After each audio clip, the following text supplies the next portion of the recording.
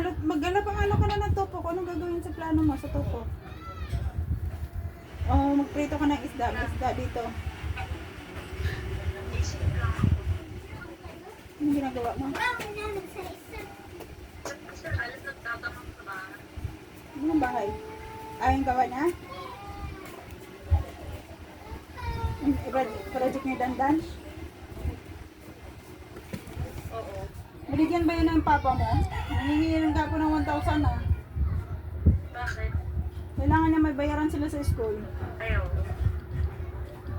Kung papa mo, may nalaman pang ano eh. Sabi ni Ali, wala na daw siyang pera kasi daw nagbigay daw siya sa stepmother niya namatay. Ay, oo. Sabi ko, dapat nga singilin niya yung kapatid niyang hilaw eh. May babayaran pa siya doon eh. Kaya nga. Singilin mo nga yun. Huwag naman ngayon.